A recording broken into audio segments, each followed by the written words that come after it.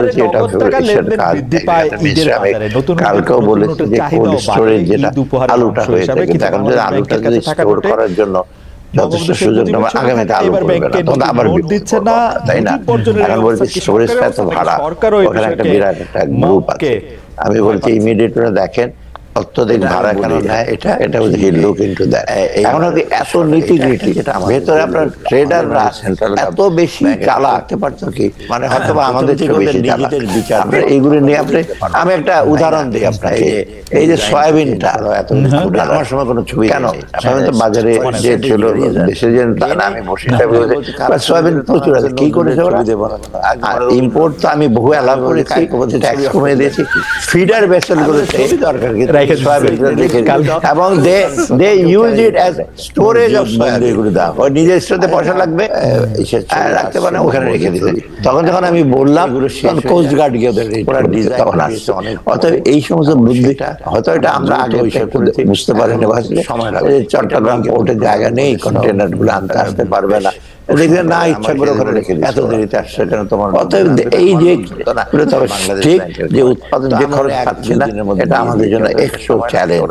আমরা কৃষকদের যদি ঠিক না দেই, কিন্তু মানে রেয়ার ফেয়ার প্রাইস যদি না দেয়, তোর উৎপাদন চলবে না। আমরা ওরা মানে স্যার, আপনি আসবেন, আমরা দর্শকদের একটা প্রশ্ন করেছিলাম যে বিদেশে পাচার হওয়া অর্থের কিছু অংশ চলতি বছরে ফিরিয়ে নিয়ে আসা সম্ভব, আশা করছেন অর্থ উপদেষ্টা ডক্টর সালাউদ্দিন আহমেদ। প্রিয় দর্শক, তা সম্ভব হবে বলে মনে করেন কিনা? শতকরা 72% দর্শক মনে করছেন যে হ্যাঁ এটা সম্ভব হবে, আপনার উপর আস্থা রেখেছেন তারা। শতকরা 28% মনে করছেন এটা সম্ভব হবে না। 74,000 দর্শক ভোট দিয়েছেন স্যার, 74,000 অনলাইনে মাত্র একদিনে, এটা একটা বিরাট নাম্বার। এর মধ্যে 72% আপনার উপর আস্থা রেখেছেন যে আপনি ফিরিয়ে আনতে পারবেন। তবে স্যার একটা অন্য পরবর্তী প্রসঙ্গে পরবর্তী প্রশ্নে যাই, বুদ্ধি বেশি আপনারা আমাদের বাজারে নগদ টাকা লেনদেন বৃদ্ধি পায় ঈদের বাজারে, নতুন নোটের চাহিদাও বাড়ে ঈদ উপহারের অংশ হিসাবে, কিন্তু বাংলাদেশ ব্যাংকের কাছে থাকা নোটে টাকা, এটা একটা বঙ্গবন্ধু শেখ মুজিবের ছবি থাকা এবার ব্যাংকের নতুন নোট দিচ্ছে না। মুজিব বর্জনের এই অবস্থান কি সরকারের অবস্থান, নাকি সরকারও এই বিষয়কে মপকে ভয় পাচ্ছে?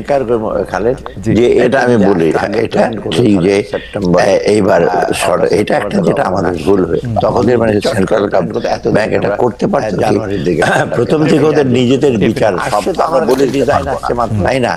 এই যে ডিজাইনটা চেঞ্জ করা, এতগুলো ছবি, আমার সময় কোনো ছবি দেয়নি, স্ট্র্যাটেজিক রিজন দেয় নেই, কারণ কে বলছে কারো ছবি দিলে তখন আমি নজরুলের ছবি দেবো, এটা আগে আমরা রবীন্দ্র নতুন টাকা, আমি বলছি কাকে বলছি ছবি অসুবিধা দেখি, মানে আমার ছবি দরকার কি, তুমি হিস্টোরিক রিলিক্স গুলি দাও, কেউ চ্যালেঞ্জ করে, তখন কেউ চ্যালেঞ্জই করে, মসজিদ মন্দির গুলি দেওয়া হয়েছে।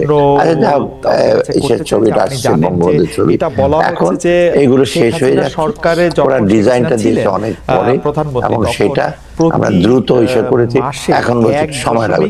এটা নিয়ে কিন্তু প্রধান উপদেষ্টা 16 বিলিয়ন ডলার বিদেশে পাচার হয়েছে, উষ্ণ প্রকার আমার সেদিন বলে এত দেরিতে আসছে কেন তোমার লোক, আমার লোক আসলে বাংলাদেশ ব্যাংকের করে, তো আমরা ওরা 1-2 দিনের মধ্যে দিয়ে দিয়েছি, অথবা এটা সময় লাগছে, ওরা শুরু করছে এপ্রিল মাসে দিতে পারবে।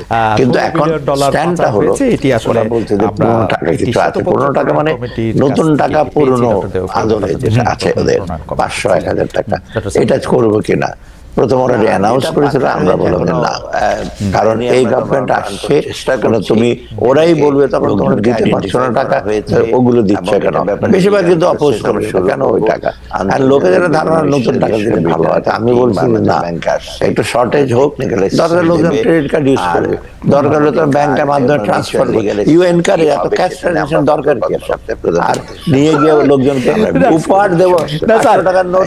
স্যার, আপনাদের যেহেতু বুদ্ধি বেশি, আপনারা আমাদের শিক্ষক, আপনারা তো সব ক্ষেত্রে একটা সলিউশনের জায়গাতে একটা কথা বলতে পারবেন স্যার, কিন্তু মানে সবই বন্ধ করে দিলে কিছু আসে যায় না, কিন্তু ঈদের সময় নতুন টাকা, এটা একটা ঐতিহ্য, এটা তো আগে থেকে, এবং ঈদ তো হঠাৎ করে আসে না স্যার, মানে নির্বাহী ঈদ তো না বাজারে না, সেটা আমি স্বীকার করবো যে এইটা যদি আগে প্ল্যান করতো, ধরেন সেপ্টেম্বরে এর মধ্যে বা অগাস্ট সেপ্টেম্বর থেকে গভর্নর আসে সালামাত, তখন যদি চট করে প্ল্যান করতো এতদিন আমরা জানুয়ারি জানুয়ারির দিকে টাকাটা পেতাম, এটা যেতে হতো। আসছে তো আমার কাছে ডিজাইন আসছে মাত্র ধরেন ডিসেম্বরের কথা এবং প্রধান উপদেষ্টার সাথে সাথে 1-2 দিনে সবাই ওদেরকে ডেকেছে ডিজাইন উনি ইভেন ডেকে ডিজাইনের কেমন কিন্তু আমি দিয়ে দিই। তো এইবার এটা আনফরচুনেট। এইবার নতুন টাকার ডিজাইনে তাহলে ব্যক্তি থাকতেছে না স্যার, তেমন কোনো ব্যক্তি থাকবে না। আওয়ামী লীগ সরকারের জনরোষের একটা অন্যতম প্রধান কারণ ছিল ভারতের সঙ্গে নানা চুক্তি। ডক্টর সালাউদ্দিন আহমেদ এটা নিশ্চয়ই আপনি জানেন, বিশেষ করে বিদ্যুৎ আমদানির মতো বিষয়। অন্তর্বর্তী সরকারের শুরুতেই সরকারের ভেতর থেকে বাইরে থেকে এই যে জুলাই আন্দোলনে অনেকেই ভারতের সঙ্গে যেসব চুক্তিগুলি, বিশেষ করে এই চুক্তিগুলি বাতিলের পক্ষে কথা বলছিলেন। আপনি কিন্তু ভারতের সঙ্গে প্রকল্প চালু রাখার পক্ষে শুরু থেকেই ছিলেন, যে প্রকল্প যেগুলো আছে সেগুলো চালু থাকে। এখন আবার সরকার থেকে বলা হচ্ছে আদানির বিদ্যুৎ পুরোটাই লাগবে আমাদের, ভারত আমাদের সাথে কাছে অপরিহার্য কিনা, মানে এই অন্তত বিদ্যুৎ যেখানে আমরা বলতেছি হচ্ছে যে শেখ হাসিনা সরকার যেগুলো চুক্তি করেছিল তার বেশিরভাগই আমাদেরকে জানায় নেয়, হঠাৎ করে আমাদের লাভ বেশি দেখে নেয়। সম্প্রতি প্রধান উপদেষ্টা মুখে আমরা শুনলাম ডক্টর মোহাম্মদ ইউনূস বিবিসি বাংলাকে বলেছেন ভারতের সঙ্গে কোনো সমস্যা নেই। এটা কি আসলে আমরা এরকম সরলঙ্ক করতে পারবো, যেহেতু পাচার হয় না? আমি বলি ভারতের সঙ্গে কিন্তু নেইবার সে বড় নেইবার এখন হয়েছে কি জানেন, ভূগোলের দিকে বড়, অর্থনৈতিক দিকে অনেক বড়, কিন্তু আমরা অ্যাভয়েড করতে পারবো না। এটা ইচ্ছা হবে যে ভারত থেকে কিছু আনবো না, ভারত দেবো না, এই অ্যাটিটিউডটা কিন্তু প্র্যাকটিক্যাল না। তবে একেবারে ডিপেন্ডেন্সি যে ভারত কালকে আমরা দিতে থাকবো দেশে আর আমরা এক্সপোর্ট করবো, আমাদের এক্সপোর্টটা না ডাম্পিং গ্রাউন্ড, এটা সেটা বলে আপনারা দেখেন সব আপনাদের ব্যাটারি ডাম্পিং একটা ব্যাংকের এগুলো করে প্রায় 60% ওদের দিক থেকে কিন্তু ডেলিভারি আরেকটাতে আপনার বেশি থেকে বাংলাদেশের মধ্যে একটা এসে বহু আগে 1,000 কোটি টাকা নিয়ে এবং এখন হয়েছে এই শেখ হাসিনার পতনের পরে। কিন্তু আমরা আদানি এবং রামপাল একটা ডিস্ট্রিবিউশন ভারত কিন্তু কোম্পানি আছে জানেন না, সেইগুলো নিয়ে আপনার রিভিউ করছে আমরা এনার্জি থেকে, কিন্তু চুক্তিগুলো এখন আনইকুয়াল হয়ে রিজার্ভ আসছে না, কারণ আদানির চুক্তির ব্যাপারে ট্যাক্স এক্সাম্পশন করে ফেলতে আর এসব চুক্তি কিন্তু একদম রিভাইজ করা যায় না, ডিনাই করতে পারবে। আগামী ইন্টারন্যাশনাল আমাদের রেটিং কমে যাবে, আমাদেরটা বলবো রিমিটেন্স আর এক্সট্রা না। কিন্তু স্যার আদানির চুক্তিটা নিয়ে কিন্তু দিতেছে, আদানির চুক্তি নিয়ে কিন্তু ভারতেও অনেক বেশি সমালোচনা হয়েছিল, কারণ ওরা কয়লা নিজেদের জায়গায় পুরাইয়া ওদের 3টা রাজ্যের না দিয়া তার উপর দিয়ে সেটা দেওয়া, এটা ট্যাক্স এবং ট্যারিফ ফাঁকি দেওয়ার একটা একদম স্পষ্ট। এই চুক্তিটা বাতিল করলে কি স্যার ইন্টারন্যাশনালি আমরা বড় ঝামেলায় পড়তাম? না, এটা রাজনৈতিক বিবেচনা করেছে তো আদানি তো যে তখন ওরা বলবে যে দিচ্ছে না।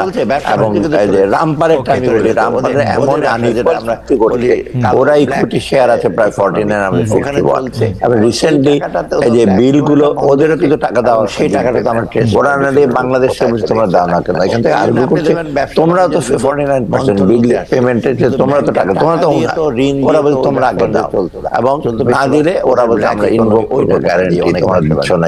নানা রকম এগুলো কিন্তু করে আমি বলি একেবারে একদম কমপ্লিটলি একেবারে রং ইসে আগের সরকার এটা কিন্তু যে জানতো না তাও না, এবং যারা ছিল সব আমরা তারা সব এগুলো করেছে, সবাই এটা পার্ট, সবাই এটা পার্ট, তো সবাই এটা পার্ট। কারণ রামপাল এই আদানি এই চুক্তিগুলি দেখলেই বোঝা যায় যে এটা তো আসলে সরল স্বাভাবিক দুই পক্ষের মধ্যে চুক্তি না, অনেকগুলি পক্ষের বলেছেন। এবং সেগুলো যদি এখন আইপিপি ইন্ডিয়ান পাওয়ার এই যে নিয়ে যাচ্ছে ক্যাপাসিটি চার্জ দিতে হবে, এটা আনি রিসেন্টলি অবশ্য জানানি মন্ত্রণালয় ক্যাপাসিটি চার্জটাকে রিভাইজ করেছে, বিদ্যুৎ উৎপাদন করে পাবে না হলে বসে তো উনি করে তো, কিন্তু এরা তো নিয়ে গেছে হাজার, সে তো বদ্ধতে বসে থাকলেও নিয়ে গেছে দিতে হবে কেন। এই চুক্তিগুলো খুব আমি বলি আমাদের এটা এত বড় একটা বার্ডেন হচ্ছে বিদ্যুৎ, এবার ওদের সময় বিদ্যুৎ যাচ্ছে আমরা, এর জন্য কিন্তু আমার বিরাট একটা ভোট কেটে দিতে হচ্ছে। এলএনজি আনছি, পেট্রোল আনছি, গ্যাসের স্বল্পতার কারণে এটা হয়েছে, এবং এই বাজেটে একটা বিশাল অঙ্ক কিন্তু যাবে আমার ভোট আপনারা জানান মানে এলএনজি আর আপনার বিদ্যুতের ডিজেল এবং পেট্রোল আনার জন্য বিরাট না অঙ্কটা করবো না, এটা বিশাল। ওনার সাথে আচ্ছা এগ্রিকালচার সেক্টরে যে সাবসিডি দেবো সেই তুলনায় কিন্তু অনেক কম দেওয়া যায়, আমাদের ভাইটাল ওদের সারের বিষয়ের জন্য আমি যেটা দেবো বা সেচের জন্য বলি এটা অনেক কম, অর্থাৎ আমাদের বাধ্য হয়ে দিতে হচ্ছে না হচ্ছে। আচ্ছা কিন্তু আপনি এটা চাইলেও এটা বন্ধ করতে পারতেন না, তাই না? আদানিরটা তারপর ইসলামী ব্যাংক, এটা আদানি তো আমরা পেমেন্ট করা হয়নি, ওদের আদানি একেবারে বন্ধ করে দিয়েছে। সাপ্লাই আদানি কোল পাওয়ার এটা আমরা পাইনি, তখন আদানিকে আমরা ওদের বিরাট ডিউ টাকা বাংলাদেশ ব্যাংকের তোদের কারণে পার্সেন্ট আমরা দিচ্ছি, ওদের একটা পেমেন্ট শিডিউল নিচ্ছি, আমরা দিতে থাকবো। এবং এটা চট দেয়ার ডুইং পুরো বন্ধ করে দেওয়া যাবে। আচ্ছা, এটা বন্ধ করে দেওয়া যাবে। আচ্ছা, একটা ইন্টারেস্টিং জিনিস হচ্ছে যে প্রধান উপদেষ্টা প্রেস সচিব জনাব শফিকুল আলম সম্প্রতি বলেছেন এক ব্যক্তির ছেলের টিউশন ফির মাধ্যমে পাচার হয়েছে 400 কোটি টাকা। এটা আসলে কিভাবে সম্ভব? মানে আমি নরমালি বুঝি যে মানে 4 লাখ টাকা বিদেশে পাঠানো তো খুব মুশকিল, মানে আমার একবার দরকার হয়েছিল $4000 নিয়ে যেতে বাড়তি, সেইটা তো মানে অনেক কাঠখড় পোড়াইতে হয়েছিল আমার, এবং পারি নাই আমি। মানে মজার ব্যাপার হচ্ছে যে পারি নাই, পরের বছরের জন্য ওয়েট করতেছে যখন আমার কোটা আবার ওপেন হয়, ওইটা 10,000 টাকা। এইটা এনবিআর থেকে এসে করেছে, ইনভেস্টিগেট করে ওরা বের করেছে, আমি বিশদ বলবো না, এনবিআর থেকে বাইর করছে, মানে ইটস এ ট্রু স্টোরি। মানে ওরা কয়েকদিন ফিগারগুলো আমাকে দিয়েছে কয়েকদিন আগে, এনবিআর চেয়ারম্যান দেখেন নাম সহ কার কাছ থেকে গেছে, কার কাছে গেছে, আমরা একটা এখন আমরা এসে করবো না, বিরাট সেটা করেছে কারণ আপনি যে ট্রু স্টোরি না, কারণ আমার ছেলে তখন আমি গভর্নর দিকে বলছি সেটা ইউএসএ তে, একবার আমি $3,000 বইয়ের জন্য পাঠাবো, হবে না, তখন অ্যাজ এ গভর্নর আমাকে স্পেশাল পারমিশন নিতে হলো, নিয়ে তারপর পাঠানো। কিন্তু এখন এখানে পাঠিয়েছে ট্রেড ডেটা, $1,00,000 ঠিক বলেছে, $10,00,000, এগুলো কিন্তু ইউনিভার্সিটির জন্য যায় না। ইউনিভার্সিটির যেটা হয় সাবধান, কিছু কিছু টিউশন ফির জন্য যায় টাকা ডিরেক্ট, আর কিছু কিছু তার লিভিং অ্যালাউন্স, যেমন বইয়ের অ্যালাউন্স ভালো, সেটা যে বেনিফিশিয়ারি ডেটাগুলো সেগুলো এখন $10,00,000 নিয়ে বলতেছে, $10,00,000 বই হতে, এটা একটা ভাব আর এবং এটা ওভার দ্য ইয়ার হয় না বেশ।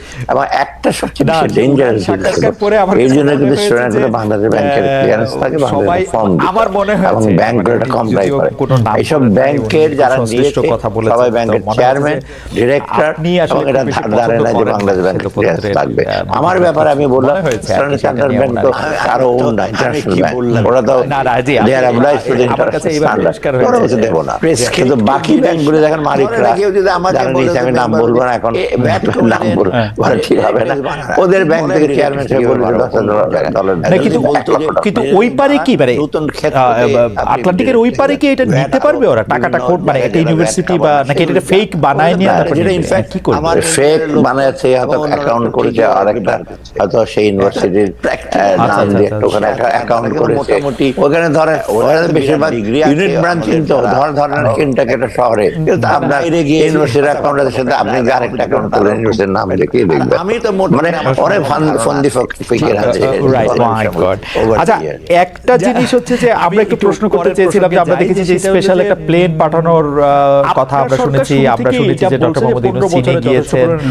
আসলে আমরা একটু আপনার কাছে জানতে চাই যে ছোট করে যদি আপনি একটু বলেন চীন থেকে আমরা কি চাই আর কি পাচ্ছি, লিডারদেরকে আপনারা যদি আমাদের একটু বলতেন যে চীন থেকে আসলে এই মুহূর্তে আমাদের অর্থনৈতিক দিক আর বাকিগুলি কোটি হাজার কোটি টাকা পাচার হয়েছে। অর্থনীতি যেটা আমি বলি, চীনের যে কতগুলো বড় বড় project, one of the biggest financier, এবং প্রজেক্টগুলো মোটামুটি কিছু কিছু ছোটখাটো প্রজেক্ট আছে, ওদের কনসালটেন্ট আছে, এগুলো আমরা দপ্তরের মধ্যে রাখছি না, সেগুলো আমরা ফলো করি। আমাদের বড় বড় কতগুলো প্রজেক্ট ফাইন্যান্স করে, যেমন কয়েকদিন আগে আমরা মংলা পোর্টে এটা এসে করবে, যেটি বিরাট টাকা ওরা অফার করে, ওখানে কিন্তু ইন্ডিয়ান আমি বলি শুধু আরেকটা হলো থার্ড হলো বাংলাদেশ, মানে ইন্ডিয়ান কিন্তু গত 5 বছরে চায়নাকে দিতে হবে 12 টাকা, এটা একটা ওরা মেসেজ দিয়েছে। আমি রিসেন্টলি আমি বলতে দিয়ে দাও, পার্টিকুলার ওরা সব ফিজিবিলিটির জন্য করেছে, সব কিছু করে দিই, এবং সেরকম দোষ আরো বেশ 15 বছর আছে। যেমন আপনার যেটা আমরা বলি আপনার এই যে ওরা যদি পোর্টের কিছু মঙ্গলাতে বললাম, আরো কয়েকটা স্বজন প্রিজন বেশ বড় বড় জিনিস, আর রিসেন্টলি আরো কয়েকটা চুক্তি হবে বরং আপার মিডল ইনকামের দিকে ওয়াকার জন্য এটার জন্য সেটা হয়, এটার জন্য ওগুলো করবে ওরা। আমরা দেখি এগুলি মোটামুটি চীনেরটা হলে খুব ওদের টেকনিক্যাল স্কিল কিন্তু ভালো, রাইট। আচ্ছা, এখানে আমি একটু কৌতূহলের কারণে আমরা দেখেছি যে আগের প্রধানমন্ত্রী সর্বশেষ চীন সফরে গিয়েছিলেন বিদেশের মধ্যে, এবং সেইখানে আসলে তাকে সফর সংক্ষিপ্ত করে একদিন আগেই তাকে চলে আসতে হয়েছিল। পররাষ্ট্রমন্ত্রী বলেছিলেন যে তার মেয়ের অসুখ সেজন্য চলে এসেছেন, পরে আবার বলেছে যে না এমনি চলে এসেছেন।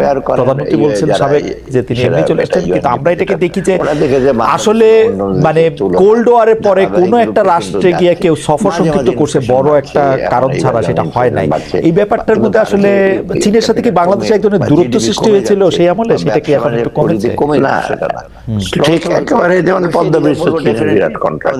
যাই হোক, এটা নতুন গুলো ব্যাপারে চীন দেখেছে যে ওরা বাংলাদেশ গভর্নমেন্ট চুরির গিয়ে স্ল্যান্টিং টু ইন্ডিয়া খাদের কিনা এলওসি স্টপ করেছে, তাই না? লাইন অফ ক্রেডিট আমরা দেখছি ওরা যাচ্ছে আমাদের ক্যাপাসিটি আছে, আমাদের ইচ্ছা আছে, আমাদের ডেলিভারি ডাইরেক্টর লোন চায়নাকে দিয়ে দেওয়া হয়েছে, আরো চায়নাকে সরি ইন্ডিয়া। যেমন সেক্টরে বা আপনার রিসেন্ট একটা এক্সাম্পল দিই, আমাদের এলওসি যেটা লাইন অফ ক্রেডিট বলে ইন্ডিয়ার সাথে বেশ কতগুলি প্রজেক্ট, সবচেয়ে এগুলোর প্রোগ্রেস কতটা এত কম হয়েছে, এই গত 2-3 বছর টাকা দেয় নাই, গত বছর টাকা অল্প বন্ধ। আমরা বলছি এইসব প্রজেক্ট রেখে আমাদের লাভ কি? এরা রিসেন্টলি একটা জয়েন্ট গ্রুপ আসছে, ইয়ারডি সেক্রেটারিতে বসছে, আমাদের আমি সারা 9টা কি 10টা প্রজেক্ট আমরা বলে দিয়েছি যে উইথড্র করো, তোমরা আমাদের দরকারই নাই, দরকার নাই। তো ওরা কিন্তু মহানন্দে রাজি হয়েছে, রাজি হয়েছে কারণটা নাই, কিন্তু রাজি প্রথম ওরা দিতে চাচ্ছি যে এটা তো আপনি বুঝতেই পারছেন যে বেঁচে গেছে বাংলাদেশ, যখন রাজি হয়েছে আমরা না করে তাদেরকে আমরা বলছি যে তোমরা হিসেবে ওরা কয়েকটা প্রজেক্ট স্কোপটা 9টার মতো আমরা বলেছি আরো এটা বেশি করতে পারবো না, আর কয়েকটা আছে যেমন রূপপুরে একটা ইচ্ছা আছে, আর কয়েকটা জায়গা আছে ওদের জীবিকাটার উপরে। এখন দেখা যাচ্ছে যে শুধু আমরা ভারতের প্রতি এত ডিপেন্ডেন্ট না, চীন কিন্তু অলরেডি আমার সাথে আমাদেরকে এগুলো দেওয়া যায়। আচ্ছা, শুধু চীন না, আমি এক্সাম্পল দিই, যেমন একটা দুইটা জায়গায় রেলওয়ে ইন্ডিয়া করতেছে অলরেডি, তখন ওয়ার্ল্ড ব্যাংক আর এডিইউ বলছে আমরা একটা ফিজিবিলিটি স্টাডি করবো, আমার মনে একটা ওয়ার্ক কিন্তু ইন্ডিয়া চলে গেছে, ওরা বলছে খারাপ নাই, কিন্তু ওরা তো অর্থ দেয় না। স্যার, আওয়ামী লীগ পতনের পর যারা আপনাদের নিয়ে সরকার গঠনে ভূমিকা রেখেছে, মানে আপনাদেরকে যারা ইনভাইট করে এনেছে বা আপনাদেরকে যারা অনুরোধ করে এনেছে, তাদের যারা মাঠে রাজনীতিতে সক্রিয় ছিল তাদের মধ্যে আমরা পাল্টাপাল্টি দলগুলোর মধ্যে আমরা পাল্টাপাল্টি দেখতে পাচ্ছি। কেউ বলছে চাঁদাবাজি আওয়ামী লীগ থেকে কেড়ে নিয়ে অন্য দল দখল করছে, কেউ অভিযোগ করছে কোন দল ব্যাংক দখল করছে। আমি যে জায়গাটায় আসতে চেয়েছিলাম, এমন অভিযোগ করা হচ্ছে যে পুঁজিবাজার নিয়ে, যে এক দরবেশ গিয়ে শেয়ার বাজারের নতুন দরবেশ বা দরবেশ শাহ এসেছে, এসব বিতর্ক বা কাদা ছড়াছড়ি কেমন দেখেন? আমাদের শেয়ার বাজারের উপরে আমাদের আস্থা ফিরে এসেছে কিনা এই 7 মাসে, বা ফিরে মানে এখনো ম্যানিপুলেশন চলছে কিনা? এই জিনিসটা কিন্তু না, ম্যানিপুলেশন যেটা বললেন এখন এরা বলছে, বিশেষ করে প্রতিপক্ষ যারা পলিটিক্যাল পার্ট বলি আমি, ছাত্ররা কিন্তু যখন আমাদের র্যান্ডমলি এত বিরাট টাকাটা তদবির করে ওটা খুব একেবারে যে ইসে করবে তা না, যে আওয়ামী লীগ এসে করতো 1000 কোটি টাকার প্রজেক্ট নিয়ে যেত, ওরা ছাত্রদের ওই ক্যাপাসিটিও নাই, ওদের সাথে লিঙ্কেজও নাই, বড় বড় ইন্ডাস্ট্রি আছে, কিন্তু অন্যান্য পলিটিক্যাল পার্টি তারা একটু তদবির নিয়োগ ভাতা নিয়োগ, ওটা হয়তো কিছুটা, কিন্তু আপনি যেটা প্রশ্ন করলেন যে আপনার কি জানি ছিল সেকেন্ড ইস্যুতে যে পুঁজিবাজারের এক দরবেশের মধ্যে নতুন দরবেশ আসছে কিনা, ব্যাংকগুলি নতুন করে কোনো দল দখল করছে না, ব্যাংকগুলোতে যেমন রিফর্ম করার পরে নতুন বোর্ড, সেখানে কিছু কিছু ইস্যু আছে বোর্ড মেম্বারের ব্যাপারে, কিন্তু ওই আগেকার দিনের ওই আগের যে গভর্নমেন্টের যে কিছু একদম আমাদের সাথে বিবাহ তারা খুবই কম আছে, তবে নাই যে সেটা ওরা আছে, ভেতরে আছে, এটাকে চেক এন্ড ব্যালেন্স। পুঁজিবাজারের ব্যাপারটা ওই বিচার না করে পুঁজিবাজারটা ধ্বংস করে দিয়েছে আগের দুই চেয়ারম্যান যারা, ওটাকে যেমন সালমান সুকুকের 3000 কোটি টাকা নিয়ে চলে গেছে এবং এটা বন্ডটা ফাইন্যান্স করে সোনালী ব্যাংক হিসেবে এক বছর পর সেরকম আপনার শুধু সালমান রহমান না, কিছু কিছু বড় বড় আমি বলি যারা কোম্পানি কোটি কোটি টাকা 100 কোটি টাকা নিয়ে গেলে কয়েকজন আবার কেস সহ মানে এখন খুব ভালো ওরা কেস করে এখন যেটা একদম ধ্বংস করে দিয়েছে, যেটা ফ্লোর প্রাইস দিয়েছিল যারা, যেমন এই ফ্লোর প্রাইস যেন না নামে, যেমন সালমান সব ফ্লোর প্রাইস ঠেকে রাখছে, তার নতুন নতুন আইপিও দিয়েছে, সবাই মিলে অরাজকতা পুঁজিবাজারে এটা হয়েছে। আর স্মল যারা ওরা ব্যাপারটা জানে না, ওরা দেখে আগে ইন্ডেক্স বাড়তো, সূচক বাড়তো ভালো। আচ্ছা সূচক বাড়তো প্রিজাম্পটিভ, আমরা শেয়ার প্রাইস 100 টাকা থেকে 200 টাকা বিক্রি করতে যান, 200 টাকা কেউ কিনবে কোনটা, গ্রামীণ ফোনের টাকা কিনবে, বাজারের টাকা কিনবে, লিন্ডের টাকা কিনবে, তাই না? আপনি এখানে এটা এগুলো আমরা বলি প্রিজাম্পটিভ, এটা কোনো রিয়েলাইজেশন না। এবং ওরা নিয়ে হইচই করে, মিছিল দেয় পুঁজিবাজারে। কারণ এই চেয়ারম্যানের বাইর করা হয়, his one of the most honest person, very efficient, অনেক দূর চলে গেছে, না সিটি ব্যাংকের চিফ ছিল। এখন সে এসে করছিল সবগুলো, যেমন মেক্সিকোকে 120 কোটি টাকা জরিমানা, এইরকম সাকিবকে 50 লক্ষ টাকা জরিমানা, যেটা বলি আমি সাধারণ নিয়াজ মোর্শেদকে ধরছে। আর লোকে বাজে সাকিবকে কি ফেরেশতা, এই ইন্টারভিউ 2022 সালে নির্ধারণ করার জন্য সে টাকা দাও, কিন্তু আজকে আবার একজন কালকে 120 কোটি টাকা দিতে হবে। এইগুলো করার জন্য মার্কেটটাকে কারেক্ট করার জন্য সে চেষ্টা করছে যে বাজে লোকগুলো, তার মধ্যে থেকে যারা এই করা করছে ভেতরে ছিল তারা ওরা বলেছে আমরা সেটা। অনেকে বলে থাকে যে আপনি দুইটা গুরুত্বপূর্ণ পদে আপনার কোন আত্মীয়কে না বন্ধুকে পরিচিতকে নিয়োগ দিয়েছেন, এই কথা কি ঠিক যে পুঁজিবাজারে আপনার কোন আত্মীয়কে নিয়োগ দেওয়া হয়েছে গুরুত্বপূর্ণ পদে? দেখতে পাচ্ছেন আমি মাকসুদ, আমি যে ওরে সিটি ব্যাংক হিসেবে জানতাম, বড় কোন ব্যাংকের আছে, আর গুরুত্বপূর্ণ কথা বলেন। আর আমার প্রধান কেন ছোটখাটো চাকরি থেকে যায় না আমাদের, আমি তো খুব আমার সেইটা অবশ্য আপনার। যাই হোক, একটা অভিযোগ চলছে স্যার, সেটা হচ্ছে যে 16-17 বছর আগে যারা ক্ষমতায় ছিল, মানে 16-17 বছর আগে যারা ক্ষমতা ছিল, অর্থাৎ বিএনপি, যাদের বিরুদ্ধে আর্থিক দুর্নীতির মামলাও ছিল, অন্তর্বর্তী সরকার আসার পর সেসব মামলায় অভিযুক্তরা দ্রুত খালাস পেয়ে যাচ্ছেন বা গেছেন অলরেডি। এই 15 বছর করা অনেক মামলা থেকেই তারা খালাস পেয়েছেন। এই খালাসগুলো আপনি আসলে কিভাবে দেখছেন? মানে কিছু তো পলিটিক্যালি হয়েছে, কিন্তু কিছু তো আসলে কিছু সাবস্টেন্সও আছে, তো তারা যে এত দ্রুত খালাস পাইতেছে, এটা কেমনে? মানে সেখানে সাথে কিন্তু আমাদের সেটা আসলে প্রেক্ষিতটা চেঞ্জ হয়ে গেছে। তো এখন হচ্ছে কি তারা যারা খালাস পাচ্ছে, কথা শোনা তো আসলে পলিটিক্যাল গুলো তো খালাস পাচ্ছে বিকজ পলিটিক্যাল রিজনে করছে, আর বাকিরা সেটা ওরা তখন দেখছে রিলেটিভলি আরো বড় বড় কেলেঙ্কারি হয়েছে, মোর সাবস্টেন্টিভ। আর যেগুলি বিএনপি না বলে এগুলো মোর আপনার এভিডেন্স খুব বেশি পাওয়া যায় না, তেমন সাবস্টেন্টিভ না, ওই বেসে তারা ভাবছে যে এত উইক একটা ইস্যুর মধ্যে আমরা কেন পার্সু করি। কারণ আমাদের দৃষ্টি হলো যেগুলো দেখবেন কংক্রিট, আপনাকে বললাম 430 কোটি টাকা চলে গেছে, এটা তো কংক্রিট এভিডেন্স, ওটাতে পার্সু করা তো বেটার। যে ব্যাংক স্টেটমেন্ট ওদের নাম আসছে, এবং এই যে সালমান রহমান যেটা নিয়ে গেছে, সালাম যেটা নিয়ে গেছে, এটা তো কংক্রিট, মানে যেটা জোর পাওয়া, সেটা সুকন আপনি কি মনে করেন আসলে? হ্যাঁ, আমি এটা এইগুলো তো আপনার হাতে, আমি এখন ওইটাতে কিছু ছাড়া পাচ্ছি। আরেকটা জিনিস দেখবেন, ইসেতে কিন্তু আমাদের জাস্টিস হিসেবে মানে আমাদের কয়েকদিন আগে সিকিউরিটি এক্সচেঞ্জ কমিশন একটা কেসে হেরেছে, সেটা লাগবে বিরাট ম্যানিপুলেটর, বহু দেশে না যায়, প্রত্যেক কিন্তু 100 কোটি টাকা নিয়ে হাইকোর্টে কেস করে, হাইকোর্ট বলতে না, যেটা বিভিন্ন সিকিউরিটি এক্সচেঞ্জ কমিশন এটা রং, সিকিউরিটি আবার অ্যাপিল করবে।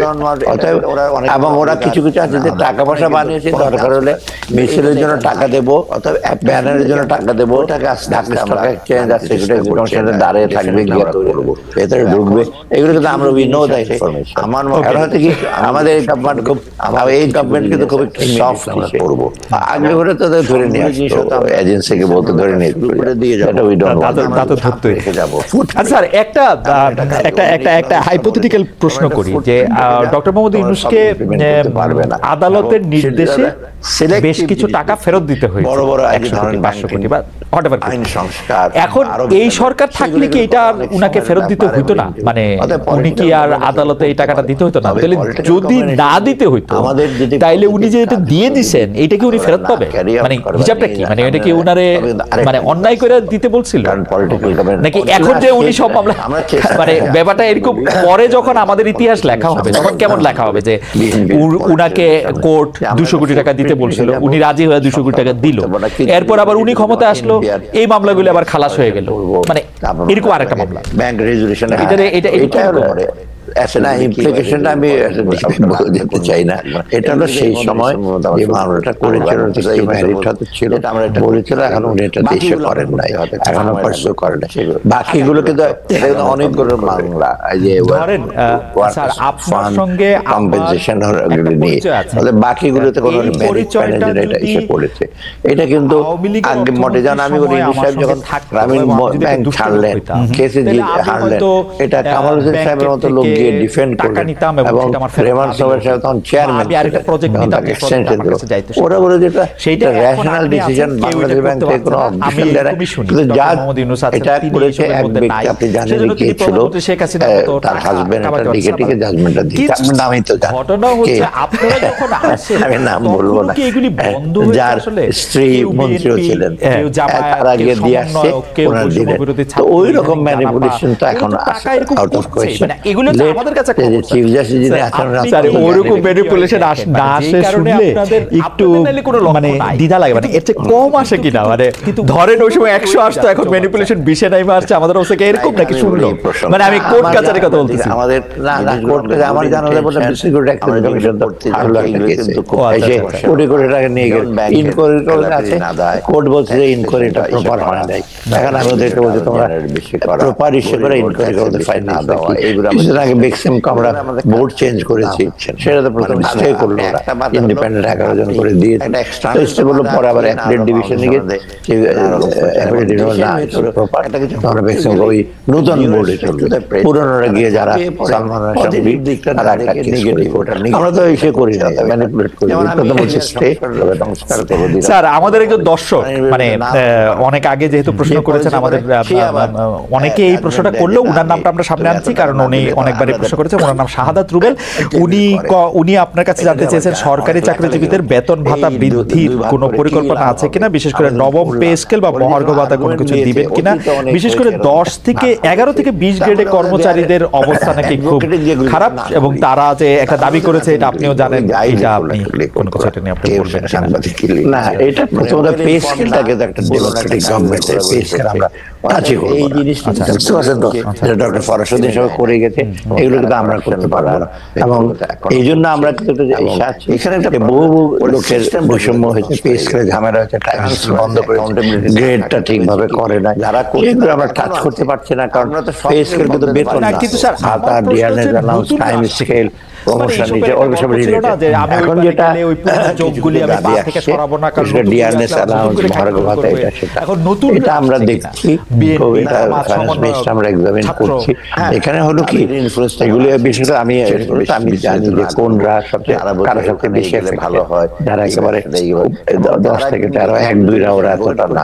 তা আমরা এটা পরে কিন্তু এখানে কত জিনিস জানি না যে আমরা যদি এটা করি গভর্নমেন্টের ওই মহার্ঘ ভাতাটা, তার সাথে এখন এটা একদম ইনফ্লেশনের একটা টেন্ডেন্সি, চট করে কয়েক হাজার কোটি টাকা তাদের হাতে যাবে, হাতে যাওয়া মানে অনেক পুঁজিগত টাকা খরচ, তাই না? আমি শুনে আমরা একটা কষ্টে দেখছি টাইমিংটা সেটা, তবে এটা সক্রিয় বিবেচনা আছে, আমরা দেখবো কি করা যায়।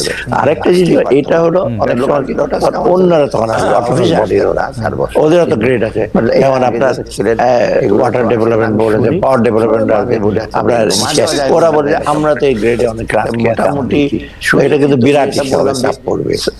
তবু সরকারি কর্মচারীরা ওরা রিলেটিভলি তার মানে স্যার আপনারা পে স্কেলে হাত দিচ্ছেন না, সেটা আসলে নির্বাচিত সরকারি এসে এটা করার কথা, তারাই এটা করবেন এবং মহার্ঘ ভাতার ব্যাপারে আপনারা সক্রিয়ভাবে বিবেচনা করতেছেন, কিন্তু বাজার এবং অন্যান্য কিছু বিবেচনায় এটা আসলে মানে এত সহজ সিদ্ধান্ত না। এবং আমার বাজেট কনস্ট্যান্টে যেটা আপনি দেখেন গত 5 মাসে August, September, October, November tax collection is very low, মানে আপনি ব্যবসা বাণিজ্য যে তোমরা 4-5 দিন ছিল, এখন পিক আপ করছে। আমার তো সেই রিসোর্সটা দেখতে হবে। আমার তো যখন ডোনারদের কাছে যায় বাজেট সাপোর্টের জন্য, ওরা বলে তোমার তুমি ইস্যু বাড়াও, আমার চেয়ারম্যান রেভিনিউ বাড়াও। আমি যে রেভিনিউ এখন জানুয়ারি থেকে শুরু করে ফেব্রুয়ারি মার্চ প্রসেস কিন্তু আমরা কোনো জিনিস কিন্তু বাদ নেই। যেমন আপনি বলি এই যে 300 গাড়ি পড়ে গেছে, পুলিশকে 900 কোটি টাকা দিতে হলো, আমার গাড়িগুলো তো দিতে হবে, তারপরে অন্য এগুলো তো আমি কোনদিন বন্ধ করি নাই। স্যার, গতকাল এক অনুষ্ঠানে এনবিআর চেয়ারম্যান বলেছেন, আপনি জানেন কিনা জানেন না, রেমিটেন্স করমুক্ত নগদ প্রণোদনার সুযোগ নিয়ে এক ব্যবসায়ী 730 কোটি টাকা দেশে এনেছেন, কিন্তু তিনি ওই ব্যবসায়ীর নাম বলেননি, তবে জানিয়েছেন ব্যবস্থা নেওয়ার পর সাংবাদিকরা নাম জেনে যাবে। এই বিষয়ে আপনি কতটা জানেন? সত্যি সত্যি এটা আসলে সম্ভব? মানে পাস করবো এটা এনবিআর আরেকটা কেস দেখতে পাচ্ছি।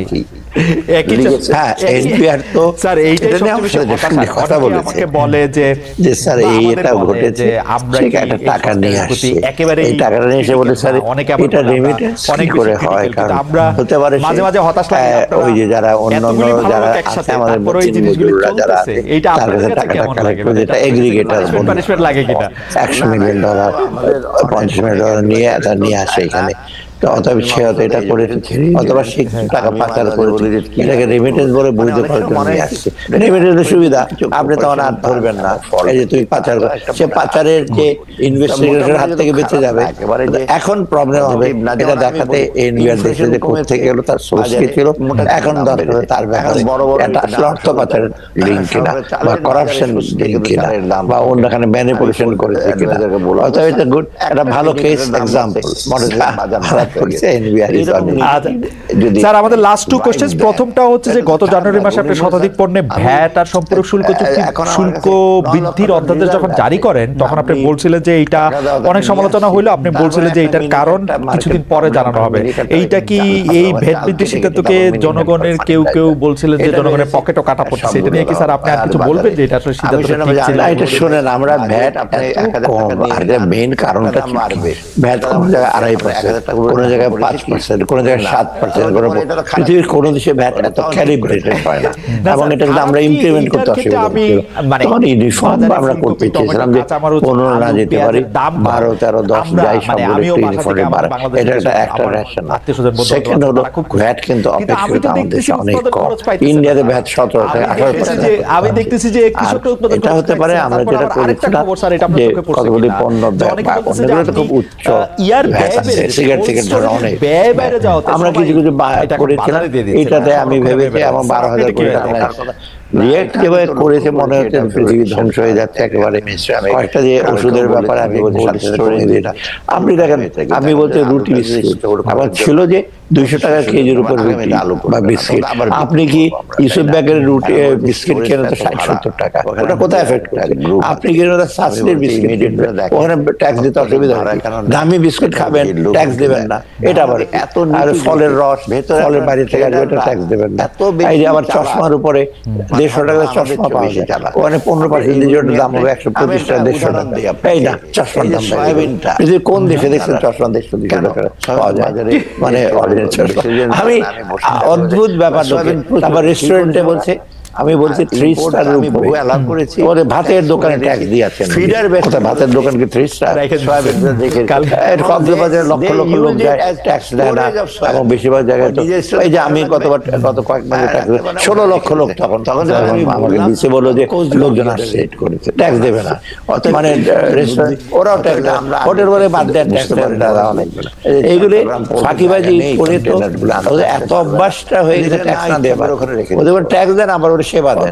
এই যে এটা তো আর একদিনে হয় না, এটা আমরা দেখছি যে আমরা যারা ট্যাক্স দেই তারাই বারবার ট্যাক্সড হই।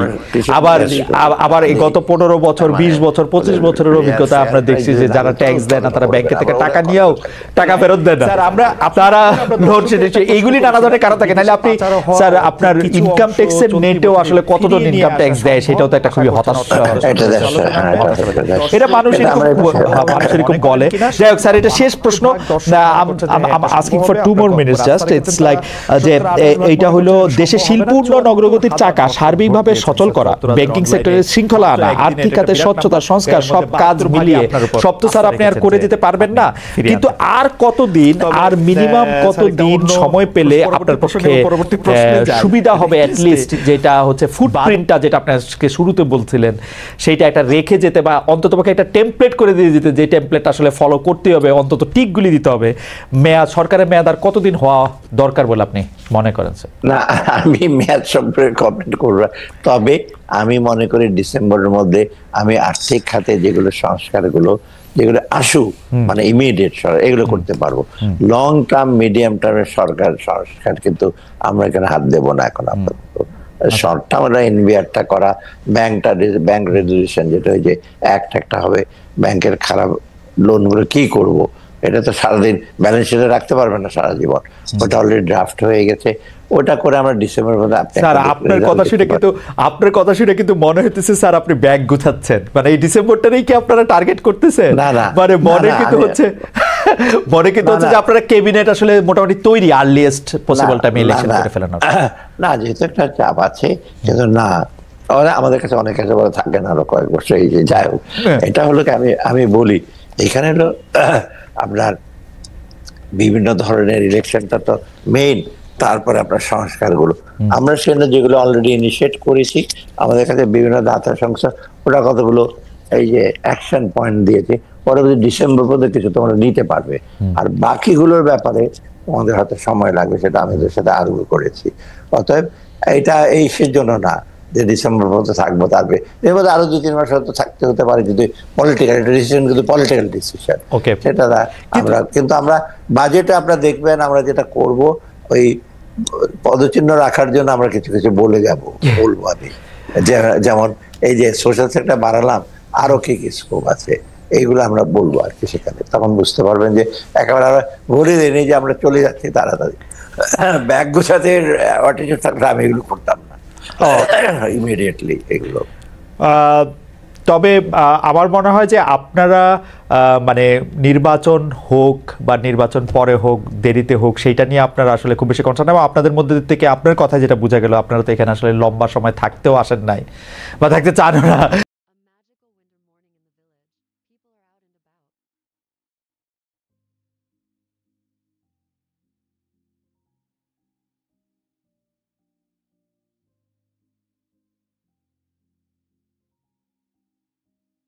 In the foggy morning, a man walks down the road, cell phone in hand, and a group of people trudge along, united in the misty air. The large body of water surrounded by trees creates an ethereal scene.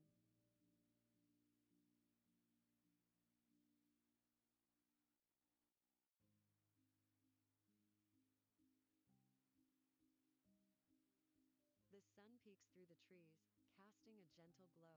A boat rests in the water, and a man sits beside a girl on a bench. Meanwhile, a cow grazes peacefully in the field.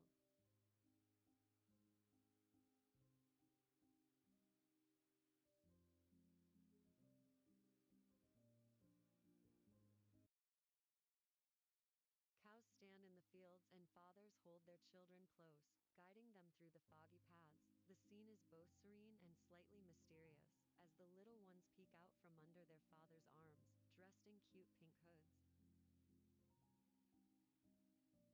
Walking down the dirt road, a man carries a stick, leading a cart full of people. Each step is deliberate, as if navigating through a winter wonderland. Every move is precise, ensuring safety and warmth for all.